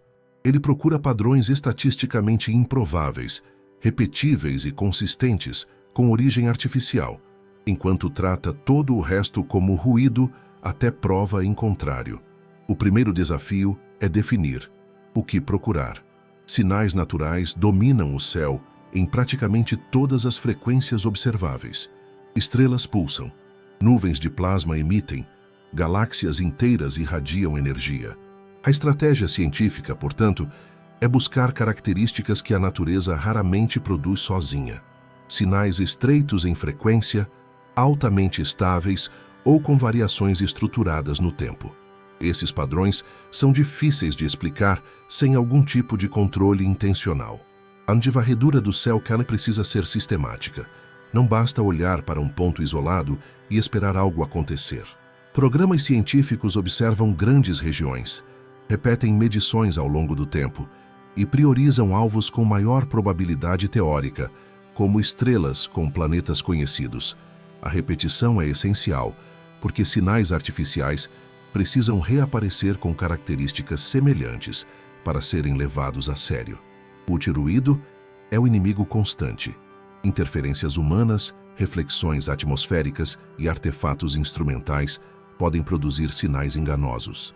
Ao longo das décadas, inúmeros eventos promissores desapareceram após análise cuidadosa. Longe de ser um fracasso, isso fortaleceu o método. Cada falso alarme refinou filtros, melhorou instrumentos e tornou os critérios mais rigorosos. A repetibilidade é o ponto decisivo. Um sinal isolado, por mais intrigante que seja, não basta. A ciência exige que ele seja observado novamente, preferencialmente por instrumentos independentes, em momentos distintos, mantendo propriedades compatíveis. Sem isso, o sinal é arquivado como indeterminado ou descartado. Um aspecto frequentemente mal compreendido é o má silêncio. Décadas sem detecções confirmadas não significam que a busca falhou. Elas significam que certos tipos de civilizações, usando certas tecnologias em certas escalas, são raras ou ausentes nas regiões observadas até agora. Isso é informação. O silêncio restringe hipóteses, elimina cenários exagerados e orienta novas estratégias. O silêncio também lembra limites observacionais. A fração do céu observada em profundidade ainda é pequena. O tempo de observação é curto em escala cósmica. Tecnologias podem ser direcionais, intermitentes ou silenciosas. Civilizações podem existir fora da janela temporal em que seus sinais são detectáveis. Cada um desses fatores reduz a probabilidade de detecção sem negar a existência. Tratar essa busca como ciência exige disciplina emocional. Não há garantias de descoberta rápida. O progresso ocorre por exclusão, refinamento e paciência. Assim como em outras áreas, a ausência de um resultado esperado pode ser tão instrutiva quanto sua presença. Esse campo, ao amadurecer, deslocou o foco da expectativa de mensagens explícitas para a compreensão do espaço de possibilidades observáveis. Para avançar, ele depende de instrumentos cada vez mais sofisticados. Quando se fala em procurar vida fora da Terra, é fácil imaginar imagens nítidas de planetas distantes. A realidade é muito diferente. Para a ciência, esses mundos são pontos de luz misturados ao brilho intenso de suas estrelas. Ver o invisível exige técnica, paciência e interpretação cuidadosa. Cada método observacional revela apenas um fragmento da verdade, e nenhum deles funciona sozinho. A espectroscopia atmosférica é uma das ferramentas mais poderosas. Quando um planeta passa diante de sua estrela, Parte da luz estelar atravessa sua atmosfera. Moléculas presentes absorvem comprimentos de onda específicos, deixando marcas características no espectro. A partir dessas marcas, é possível inferir a presença de gases como vapor de água, dióxido de carbono, metano e outros. O desafio está na sutileza do sinal. A atmosfera contribui com uma fração mínima da luz total observada. O método de trânsito-se é a base dessa técnica. Ele mede pequenas quedas no brilho da estrela quando o planeta passa à frente. Além de revelar o tamanho do planeta e sua órbita, permite análises atmosféricas, quando combinado com espectroscopia. No entanto, esse método favorece sistemas alinhados de forma específica, o que introduz um viés observacional importante. A imagem direta tenta separar o brilho do planeta do brilho esmagador da estrela. Isso exige instrumentos capazes de bloquear ou suprimir a luz estelar, permitindo que a luz refletida ou emitida pelo planeta seja detectada. É uma tarefa extremamente difícil, mas valiosa, pois permite estudar planetas sem depender de alinhamentos raros. Aqui, o desafio principal é o contraste. Estrelas podem ser bilhões de vezes mais brilhantes que seus planetas. Para vencer esse contraste, entram os coronógrafos e as sombras estelares. Coronógrafos são dispositivos internos ao telescópio que bloqueiam a luz da estrela. Sombras estelares são estruturas posicionadas no espaço para criar uma sombra artificial sobre o telescópio. Cada abordagem tem vantagens e limitações, mas ambas visam o mesmo objetivo: revelar mundos que, de outra forma, permaneceriam ocultos. Outras técnicas complementam o quadro. Medições de variações na velocidade da estrela revelam a massa do planeta. Observações térmicas no infravermelho mostram como o planeta emite calor, oferecendo pistas sobre sua atmosfera e seu balanço energético. Juntas, essas técnicas constroem um retrato indireto, mas cada vez mais detalhado, de mundos distantes. É fundamental entender que nenhuma técnica fornece respostas definitivas isoladamente. A ciência opera por convergência. Quando diferentes métodos apontam para conclusões compatíveis, a confiança aumenta. Quando entram em conflito, os modelos são revisados. Esse processo lento é o preço da confiabilidade. Ver o invisível não é apenas uma questão de tecnologia, mas de interpretação. Cada dado carrega incertezas, suposições e limites.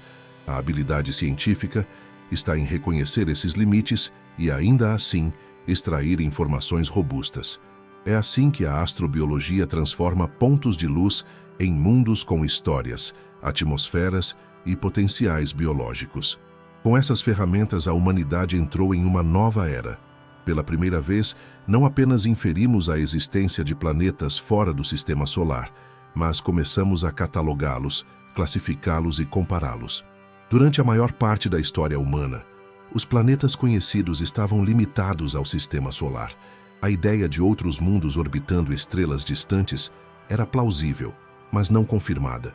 Isso mudou de forma abrupta nas últimas décadas, quando a tecnologia finalmente permitiu detectar planetas fora do nosso sistema. Essa descoberta não apenas respondeu a uma pergunta antiga, ela abriu um campo inteiro de investigação e alterou profundamente a forma como a ciência enxerga a vida no universo. A primeira detecção confiável de um planeta orbitando uma estrela semelhante ao Sol marcou um ponto de inflexão. A partir dali, cada novo método refinado aumentou exponencialmente o número de mundos conhecidos. Hoje, milhares de exoplanetas já foram confirmados e muitos outros aguardam validação. O mais importante não é o número absoluto, mas a diversidade inesperada revelada por esse catálogo crescente. Os primeiros exoplanetas detectados foram surpreendentes. Muitos eram gigantes gasosos orbitando extremamente perto de suas estrelas, algo que não existia no sistema solar. Esses mundos forçaram uma revisão completa dos modelos de formação planetária. Ficou claro que sistemas planetários podem se organizar de maneiras radicalmente diferentes e que a arquitetura do nosso sistema não é um padrão universal. Com o aumento da amostra, surgiram categorias inteiras de planetas sem equivalentes diretos aqui. Mundos maiores que a Terra, mas menores que Netuno tornaram-se comuns. Planetas com órbitas excêntricas extremas, mundos com anos curtíssimos e atmosferas infladas, e sistemas compactos com vários planetas próximos uns dos outros passaram a ser a regra, não a exceção. Essa diversidade tem implicações diretas para a vida. Em vez de perguntar se existem planetas parecidos com a Terra, a ciência passou a perguntar quais combinações de massa, composição e energia permitem ambientes quimicamente ativos por longos períodos. A pergunta mudou de "existem planetas?" para "quantos deles oferecem condições minimamente plausíveis para processos biológicos?" Outro avanço crucial foi a capacidade de estimar frequências. Ao observar grandes amostras, a ciência começou a inferir quão comuns são planetas rochosos, quantos estão em órbitas onde a água poderia existir em estado líquido e quantos sistemas possuem múltiplos planetas potencialmente interativos. Essas estatísticas não garantem vida, mas delimitam o espaço de possibilidades com muito mais precisão do que antes. A revolução dos exoplanetas também revelou um fator desconfortável. A Terra pode não ser um modelo típico. Algumas de suas características podem ser menos comuns do que se imaginava, enquanto outras podem ser mais frequentes. Isso obriga a ciência a reavaliar quais aspectos do nosso planeta foram essenciais para a vida e quais foram apenas contingências históricas. Esse catálogo crescente não é um fim em si mesmo. Ele funciona como um mapa. Cada novo mundo acrescenta dados que refinam modelos, eliminam hipóteses simplistas e orientam futuras observações.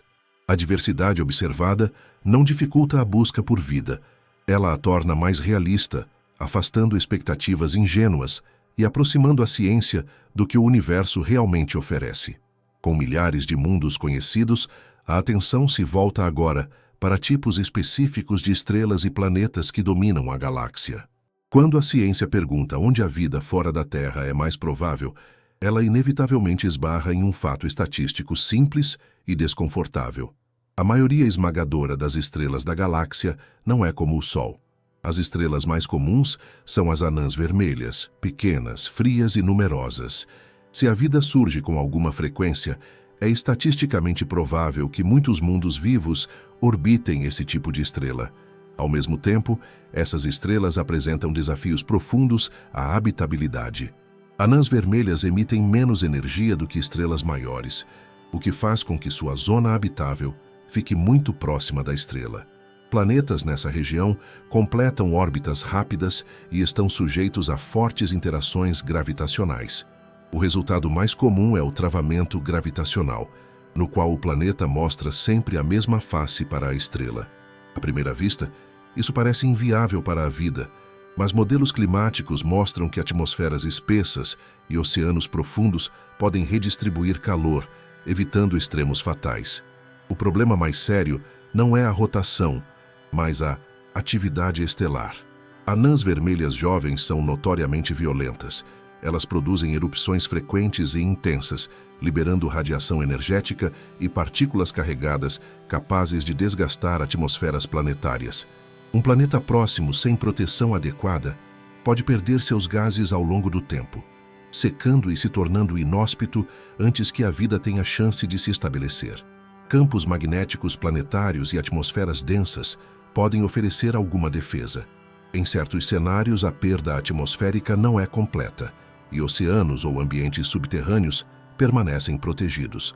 Além disso, anãs vermelhas têm vidas extremamente longas. Elas queimam combustível lentamente e permanecem estáveis por trilhões de anos. Se um planeta sobreviver à fase inicial violenta, ele pode desfrutar de estabilidade energética por um período imensamente maior do que o oferecido por estrelas como o Sol. Esse contraste cria o dilema central. Por um lado, anãs vermelhas são alvos excelentes para observação. Seus planetas produzem sinais mais fáceis de detectar em trânsitos e espectros atmosféricos. Por outro, o ambiente estelar pode ser hostil demais para a vida superficial clássica. A questão passa a ser se a vida precisa da superfície ou se pode prosperar em nichos protegidos. Modelos recentes exploram soluções intermediárias. Atmosferas ricas em certos gases podem absorver radiação nociva, oceanos globais podem amortecer variações térmicas. A própria vida, se surgir cedo, pode adaptar-se a ambientes de alta radiação, como já ocorre em nichos extremos da Terra. Nenhum desses cenários é garantido, mas todos são fisicamente plausíveis. O resultado é uma mudança estratégica. Em vez de descartar anãs vermelhas, a ciência as trata como laboratórios naturais para testar os limites da habitabilidade. Se a vida existir ali, ela será uma prova poderosa de resiliência biológica. Se não existir, isso também será informativo, indicando que certos ambientes comuns no universo são biologicamente desfavoráveis. Com isso, a busca por vida fora da Terra entra em uma fase mais refinada, na qual não basta contar planetas. É preciso entender como diferentes tipos de mundos funcionam por dentro. À medida que o catálogo de exoplanetas cresceu, uma surpresa se impôs com força estatística. Os tipos de planetas mais comuns da galáxia não existem no Sistema Solar. Entre planetas do tamanho da Terra e gigantes gasosos como Netuno, aparece uma população abundante de mundos intermediários, chamados de superterras e mini-Netunos. Eles dominam os levantamentos observacionais e, por isso, ocupam um papel central na discussão sobre vida fora da Terra. Superterras são planetas rochosos maiores que a Terra, com gravidade mais intensa e, muitas vezes, interiores mais quentes por reterem melhor o calor. Mini-Netunos, por sua vez, possuem núcleos sólidos envoltos por atmosferas espessas, ricas em gases leves. A fronteira entre essas categorias não é nítida, mas suas diferenças estruturais têm consequências profundas para a habitabilidade.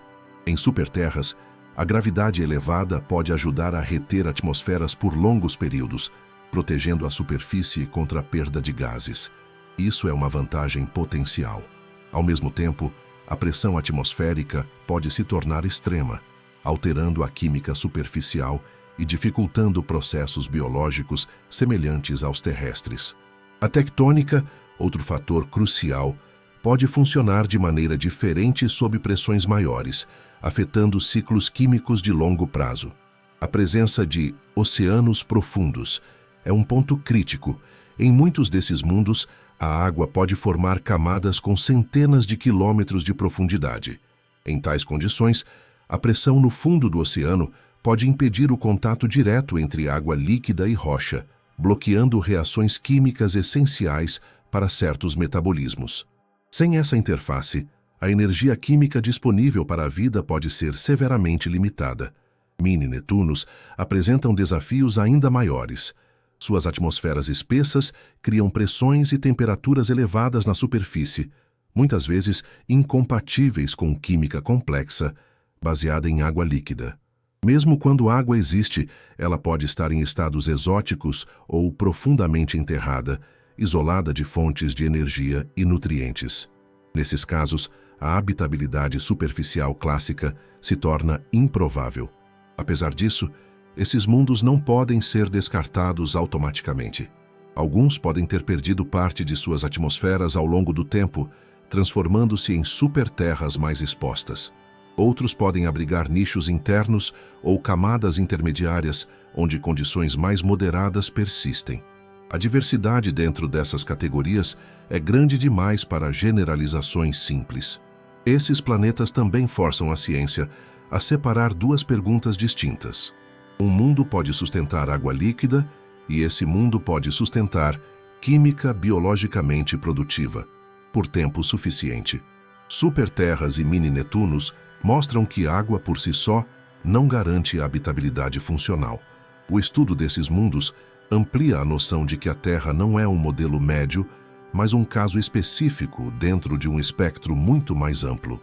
Isso não diminui a probabilidade de vida, apenas desloca a pergunta para onde dentro desse espectro a vida realmente prospera.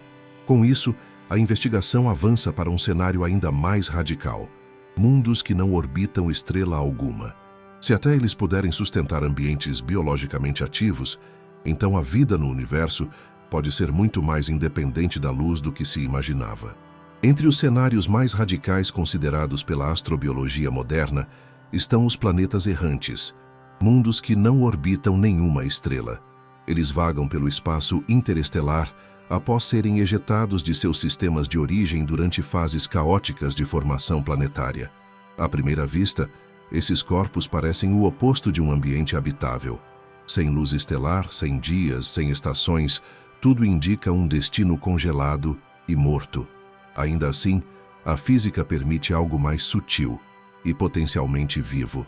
A chave está no duraquecimento interno. Planetas rochosos e luas grandes podem reter calor de sua formação e produzir calor adicional por decaimento radioativo. Em mundos suficientemente massivos, esse calor pode manter água líquida no interior por bilhões de anos. Se houver uma crosta de gelo espessa na superfície, ela atua como isolante térmico, reduzindo a perda de calor para o espaço. O resultado pode ser um oceano subterrâneo estável, completamente desconectado da luz. Esse cenário não é especulativo no sentido frágil. Ele é uma extrapolação direta do que já observamos em luas geladas do Sistema Solar. A diferença é que, em planetas errantes, a fonte de energia não é a estrela nem forças de maré, mas o próprio interior do planeta. Se essa energia for suficiente e duradoura, a ausência de uma estrela deixa de ser um obstáculo absoluto. Do ponto de vista químico, oceanos subterrâneos em planetas errantes poderiam manter interfaces água-rocha, permitindo reações energéticas semelhantes às das fontes hidrotermais terrestres. Essas reações liberam compostos como hidrogênio, que podem ser explorados por metabolismo simples. A vida, nesse caso, seria inteiramente quimiosintética, silenciosa e invisível externamente. A estabilidade é, novamente, um ponto forte. Sem variações climáticas externas, sem erupções estelares e sem impactos frequentes associados a sistemas planetários densos, esses oceanos podem ser ambientes extremamente constantes. Para processos biológicos lentos, essa constância pode ser mais importante do que a abundância de energia. O principal limite é a por detecção. Planetas errantes não produzem sinais atmosféricos iluminados por estrelas. Eles são frios, escuros e difíceis de observar. Mesmo que abriguem biosferas ricas internamente, elas não deixam marcas óbvias no espaço. Isso significa que a ausência de sinais não informa muito sobre sua esterilidade ou vitalidade. Esses mundos forçam uma revisão conceitual profunda. Se a vida puder existir independentemente de estrelas, então a contagem de ambientes potencialmente habitáveis no universo aumenta drasticamente. A vida deixa de ser um fenômeno atrelado às zonas habitáveis clássicas e passa a ser um produto possível de planetas como sistemas termodinâmicos autônomos. Ao mesmo tempo, esse cenário impõe humildade. Mesmo que tais biosferas existam em grande número, elas podem permanecer para sempre fora do nosso alcance observacional. Isso não as torna menos reais, apenas menos detectáveis. Com isso, a astrobiologia se vê obrigada a encarar outra fronteira. E se a vida não seguir exatamente a química que conhecemos? Quando a ciência considera a possibilidade de vida fora da Terra, surge uma tensão inevitável. Até que ponto é legítimo imaginar formas de vida diferentes sem abandonar o rigor científico? A resposta não está em inventar organismos exóticos, mas em perguntar quais princípios físicos e químicos são realmente necessários para sistemas vivos e quais são apenas contingências da história terrestre. O ponto de partida continua sendo a química conhecida. O carbono ocupa um lugar central porque forma cadeias estáveis e diversas em uma ampla faixa de condições. Isso não significa que outras bases sejam impossíveis, mas significa que qualquer alternativa precisa oferecer vantagens comparáveis. O silício, frequentemente citado como substituto, forma cadeias menos estáveis e menos versáteis sob condições comuns. Ele não é impossível em princípio, mas enfrenta limitações químicas severas que reduzem sua plausibilidade como base de sistemas evolutivos complexos. Outro eixo importante é o solvente Ti. A água é extraordinária, mas não é a única substância líquida no universo. Amônia líquida, por exemplo, pode dissolver certos compostos e facilitar reações químicas. Hidrocarbonetos líquidos, como metano e etano, existem em alguns ambientes frios. Em teoria, reações químicas organizadas poderiam ocorrer nesses solventes, desde que exista energia, gradientes e tempo suficiente. O desafio está na velocidade e diversidade das reações. A água permite uma química rica e relativamente rápida. Solventes alternativos tendem a operar em temperaturas mais baixas, com reações mais lentas e menos variadas. Isso não elimina a possibilidade de vida, mas pode limitar a complexidade, a taxa evolutiva e a diversidade biológica. A ciência também precisa lidar com estados exóticos da matéria. Sob pressões extremas, a água pode assumir formas diferentes, alterando completamente a química. Em oceanos profundos de superterras, por exemplo, camadas de gelo de alta pressão podem separar a água líquida da rocha, bloqueando reações essenciais. Nesses casos, a presença de um solvente não garante funcionalidade biológica. O critério central para avaliar qualquer química alternativa não é o quão estranha ela parece, mas se ela permite três coisas ao mesmo tempo: metabolismo explorável, armazenamento de informação replicável e evolução por seleção. Se um cenário não oferece esses três pilares, ele pode ser quimicamente interessante, mas biologicamente irrelevante. Esse filtro ajuda a separar ciência de especulação. Hipóteses plausíveis são aquelas que respeitam leis conhecidas da termodinâmica, da química e da física molecular. Fantasia começa quando essas leis são ignoradas ou quando a complexidade necessária é assumida sem mecanismos claros. Ao considerar química alternativa com rigor, a ciência não amplia indiscriminadamente o conceito de vida. Ela testa seus limites de forma controlada. A conclusão provisória é conservadora. Vida baseada em carbono e solventes semelhantes à água continua sendo a aposta mais plausível.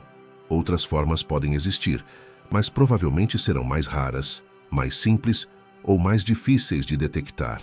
Ao longo de toda a investigação científica sobre vida fora da Terra, uma assimetria se impõe com força crescente. Os requisitos para a existência de vida simples são muito menos restritivos do que os requisitos para a emergência de vida complexa. Essa diferença ajuda a explicar por que micro-organismos podem ser relativamente comuns no universo, enquanto organismos multicelulares complexos, e em especial civilizações tecnológicas, parecem extremamente raros ou silenciosos. A vida microbiana exige pouco. Um ambiente quimicamente ativo, alguma fonte de energia explorável, solvente líquido e tempo suficiente. Micro-organismos conseguem sobreviver em condições extremas, tolerar grandes variações ambientais e entrar em estados de dormência por longos períodos. Eles não precisam de estabilidade climática perfeita nem de ambientes ricos em oxigênio. Do ponto de vista evolutivo, eles representam o caminho mais fácil para a biologia.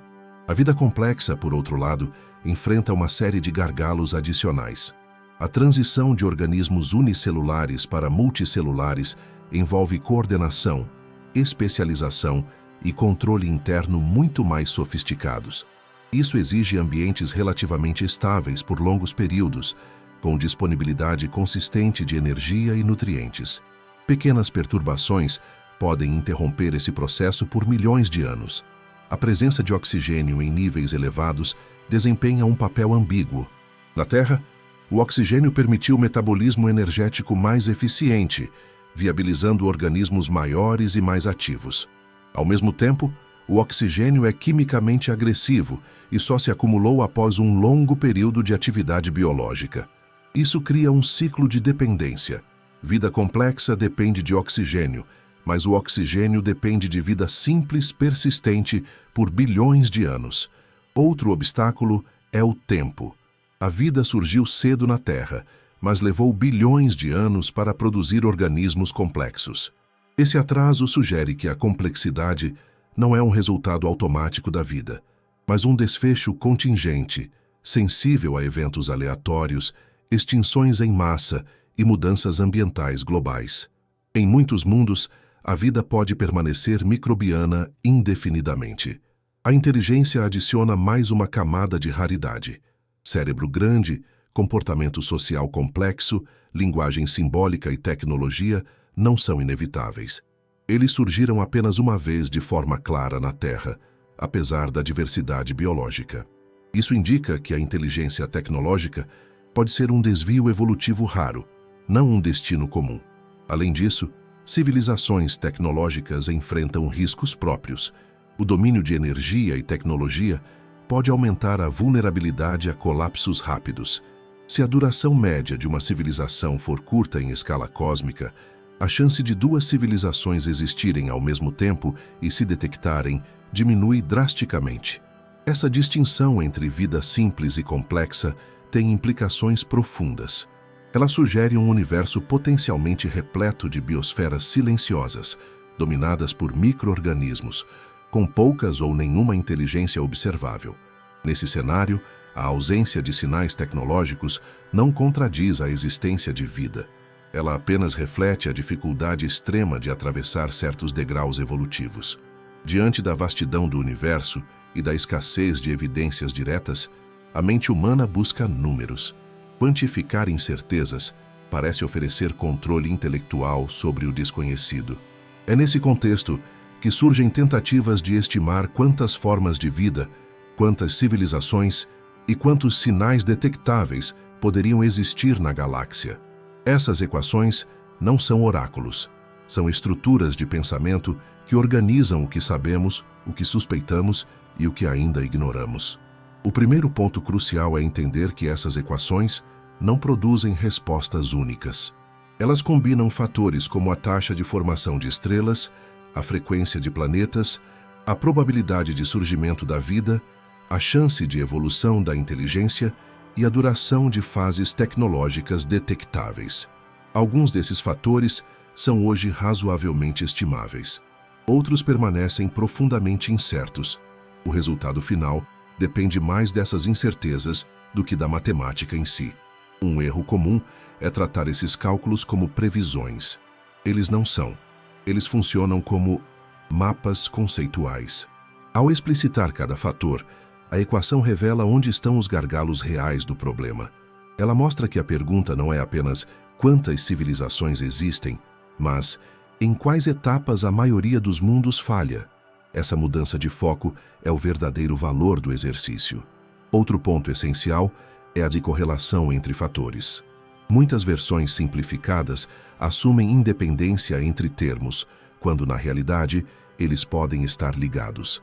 Por exemplo, ambientes que favorecem o surgimento da vida simples podem não favorecer a estabilidade necessária para a vida complexa. Estrelas que facilitam observação podem ser mais violentas. Esses acoplamentos reduzem drasticamente o espaço de possibilidades. A maduração é talvez o fator mais subestimado. Mesmo que civilizações tecnológicas surjam com alguma frequência, se sua fase detectável for curta em escala cósmica, a probabilidade de sobreposição temporal entre duas civilizações diminui muito. Não é preciso que civilizações sejam raríssimas. Basta que sejam breves para que o universo pareça silencioso. As equações também ajudam a evitar extremos emocionais. Elas mostram que tanto o otimismo ingênuo quanto o pessimismo absoluto são injustificados. Pequenas mudanças em fatores incertos podem levar a universos cheios de vida silenciosa ou a universos quase vazios. Sem dados adicionais, ambos permanecem plausíveis. Por fim, essas estruturas matemáticas funcionam como guias de pesquisa. Ao identificar quais termos dominam a incerteza, a ciência sabe onde investir esforços observacionais e experimentais. Medir atmosferas, entender a origem da vida, estudar estabilidade planetária e avaliar riscos existenciais não são curiosidades isoladas, são formas de reduzir termos críticos dessas equações. O valor real dessas tentativas não está no número final, mas na disciplina intelectual que elas impõem. Elas nos obrigam a separar o que sabemos do que apenas imaginamos. À medida que as estimativas sugerem que planetas são comuns e que a vida simples pode não ser excepcional, surge uma tensão lógica difícil de ignorar. Se a vida e a inteligência têm alguma probabilidade razoável de surgir, por que o universo parece tão silencioso? Esse contraste entre expectativa estatística e ausência de evidências observáveis é conhecido como o paradoxo do silêncio cósmico. Ele não é um argumento contra a existência de vida fora da Terra, mas um convite a revisar suposições profundas. Uma das explicações mais diretas envolve tempo. O universo é antigo, mas as janelas tecnológicas podem ser curtas. Civilizações podem surgir e desaparecer sem nunca se sobrepor temporalmente. Mesmo diferenças de alguns milhares de anos, insignificantes em escala cósmica, bastam para impedir qualquer contato ou detecção mútua. Nesse cenário, o silêncio não indica ausência, apenas desencontro. Outra possibilidade é a distância. A galáxia é vasta, e sinais se enfraquecem rapidamente com a distância. Mesmo transmissões potentes podem se perder no ruído de fundo antes de alcançar observadores distantes. Além disso, a velocidade finita da luz impõe atrasos inevitáveis. Uma civilização pode existir agora em um ponto distante, mas seus sinais ainda não chegaram ou já passaram há muito tempo. Há também o problema da detectabilidade. Podemos estar procurando os sinais errados. Tecnologias avançadas podem ser eficientes e silenciosas, emitindo pouco desperdício energético detectável. Comunicações podem ser direcionais, criptografadas ou ocorrer em regimes físicos que ainda não monitoramos adequadamente. O silêncio, nesse caso, reflete limitações nossas, não deles. Outra linha de explicação considera a raridade da inteligência tecnológica. Vida microbiana pode ser comum, mas os passos adicionais necessários para produzir tecnologia detectável podem ser tão improváveis que poucas civilizações os atravessem. Nesse cenário, a vida existe, mas permanece majoritariamente simples e invisível à distância. Existe ainda a hipótese de autolimitação. Civilizações podem optar por não emitir sinais, seja por prudência, eficiência ou ética. A exposição pode ser vista como risco, não como objetivo. Mesmo sem conspiração universal, decisões locais podem resultar em um céu silencioso. O paradoxo também força a considerar sinais fracos. Em vez de transmissões óbvias, o universo pode estar repleto de pistas sutis, abaixo do nosso limiar atual de detecção. O silêncio, então, é parcial e temporário, aguardando instrumentos mais sensíveis e interpretações mais refinadas. O ponto central é que nenhuma dessas explicações, isoladamente, resolve o paradoxo. O silêncio provavelmente resulta de uma combinação de fatores: tempo, distância, raridade, tecnologia e limites observacionais. Reconhecer isso evita conclusões precipitadas e mantém a investigação ancorada em hipóteses testáveis. O conceito do grande filtro surge como uma tentativa de organizar o paradoxo do silêncio cósmico em termos causais. Em vez de perguntar apenas onde estão todos, ele pergunta: em que ponto a maioria falha?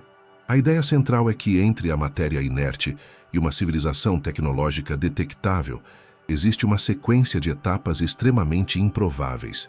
O grande filtro seria o conjunto dessas etapas, ou uma delas, que quase ninguém consegue atravessar. O filtro pode estar no passado. Nesse cenário, etapas iniciais como a origem da vida, a transição para células complexas, a multicelularidade ou o surgimento da inteligência seriam eventos raríssimos. Se for esse o caso, então a Terra representa uma exceção estatística profunda. O silêncio do universo seria explicado pelo fato de que quase nenhum mundo sequer chega perto do estágio tecnológico. Essa possibilidade é reconfortante em um sentido, pois sugere que os maiores obstáculos já foram superados pela humanidade. Mas existe a alternativa inquietante. O filtro pode estar no futuro.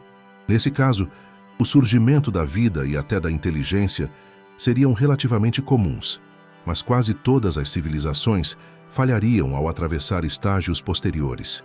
Esses estágios podem envolver autodestruição tecnológica, colapsos ambientais irreversíveis, uso descontrolado de energia, conflitos sistêmicos ou limites físicos ainda mal compreendidos. O silêncio, então, seria um aviso silencioso, não um sinal de vitória. Um refinamento importante dessa ideia é o conceito de filtros compostos. Não é necessário que exista um único obstáculo impossível. Basta uma sequência de etapas difíceis, cada uma com uma probabilidade moderada de fracasso. Quando essas probabilidades se multiplicam, o resultado final é que quase ninguém atravessa o caminho completo. Isso torna o filtro mais plausível, pois evita a necessidade de eventos milagrosos únicos. A localização do filtro tem consequências práticas. Se ele estiver atrás de nós, a prioridade humana pode ser explorar, aprender e preservar um fenômeno raro. Se estiver à frente, a prioridade muda para prudência extrema. Nesse caso, avanços tecnológicos não são apenas conquistas, são testes de sobrevivência. Cada nova capacidade pode aumentar o risco existencial se não for acompanhada de controle, governança e compreensão adequada. Essa hipótese também reconecta a busca por vida fora da Terra ao presente humano. Estudar outras biosferas e possíveis civilizações não é apenas curiosidade cósmica, é uma forma indireta de aprender sobre nosso próprio futuro. Encontrar vida simples seria informativo. Encontrar sinais de civilizações extintas seria profundamente perturbador.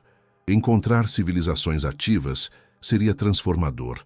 O grande filtro não é uma profecia, é uma estrutura de pensamento que força cautela intelectual. Ele lembra que progresso não garante permanência e que a ausência de evidências externas pode refletir armadilhas internas comuns a sistemas complexos.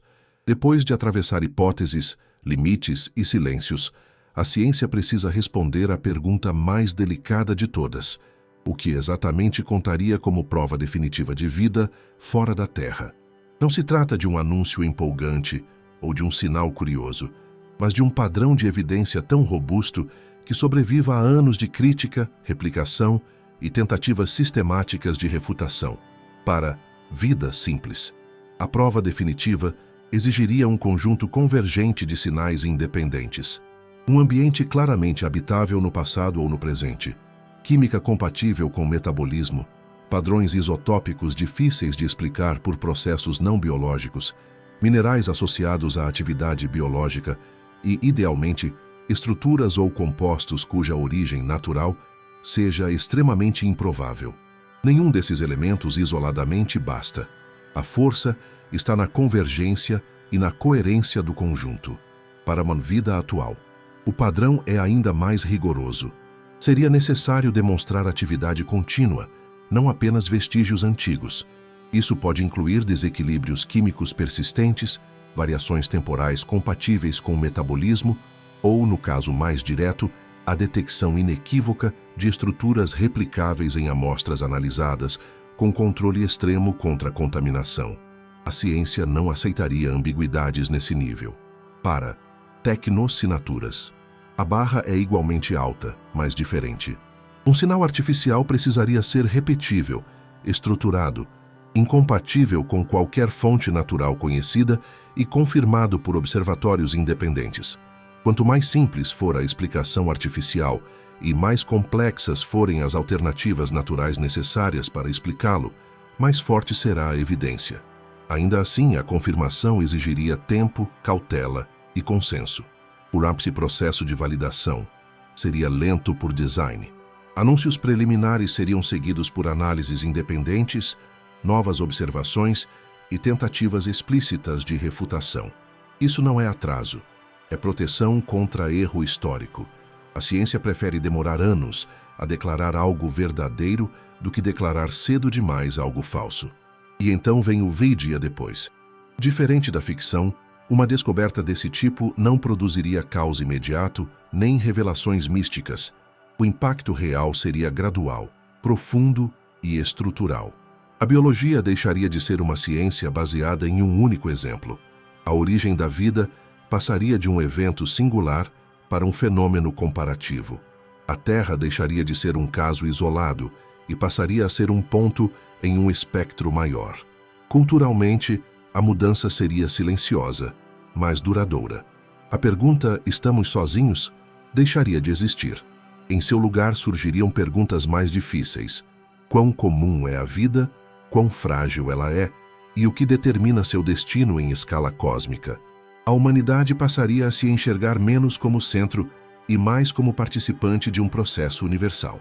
Do ponto de vista prático, a descoberta não resolveria o paradoxo do silêncio, nem eliminaria os riscos do grande filtro.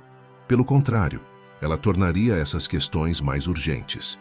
Se a vida surgir facilmente, então preservá-la importa ainda mais. Se civilizações forem raras, a responsabilidade sobre o futuro humano se torna maior, não menor.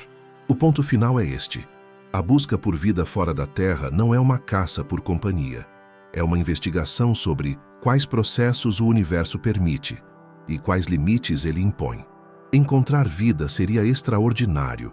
Não encontrar também é informativo. Em ambos os casos, a resposta redefine nossa posição no cosmos sem precisar de mitos, promessas ou exageros. O universo não precisa falar alto para ser profundo, basta que ele responda. Depois de atravessar química, planetas, estrelas, oceanos ocultos, sinais ambíguos, probabilidades e riscos existenciais, resta uma conclusão que é ao mesmo tempo simples e desconfortável. A ciência ainda não sabe se estamos sozinhos. E isso não é um fracasso. É exatamente o ponto onde uma investigação madura termina quando os dados ainda estão sendo construídos. Tudo o que foi explorado ao longo deste documentário mostra que o universo permite a vida. Ele oferece energia, matéria, tempo e diversidade em escalas quase inimagináveis. Também mostra que permitir não significa garantir. Entre a possibilidade física e a realidade biológica, existe um caminho longo, cheio de gargalos, dependente de história, estabilidade e acaso. A Terra percorreu esse caminho uma única vez de forma conhecida. Não sabemos quantas outras tentativas o universo fez, nem quantas falharam. O silêncio atual não é uma resposta definitiva. Ele é uma fotografia parcial tirada com instrumentos limitados, em um intervalo de tempo curto demais para a escala cósmica. Pode indicar que a vida inteligente é rara. Pode indicar que a tecnologia é breve. Pode indicar que estamos procurando do jeito errado. Ou pode indicar que a maior parte da vida no universo é silenciosa, subterrânea, microbiana e invisível à distância. Independentemente da resposta final, uma consequência já é clara: a vida é frágil. Seja ela comum ou rara, cada biosfera depende de equilíbrios delicados e de escolhas cumulativas. Se o grande filtro estiver à frente, então o futuro não é garantido por inteligência ou tecnologia. Ele depende de prudência, coordenação e limites bem compreendidos. Se estiver atrás, então preservar a vida terrestre se torna ainda mais importante, porque ela pode representar algo extraordinariamente incomum. A busca por vida fora da Terra, portanto, não é uma fuga da condição humana. É um espelho. Ao perguntar o que existe lá fora, estamos, na verdade, perguntando o que é possível, ou o que é sustentável, e ou o que costuma falhar quando a matéria começa a pensar. Talvez um dia um sinal inequívoco seja detectado. Talvez encontremos apenas micróbios antigos. Talvez o universo permaneça silencioso para sempre. Em qualquer um desses cenários, a resposta não diminui a humanidade. Ela a redefine com mais clareza. Se você chegou até aqui, por favor, deixe o like, se inscreva no canal e comente algum tema científico que você gostaria de ver por aqui. Sua ideia pode se transformar em vídeo. Bom descanso e até o próximo vídeo.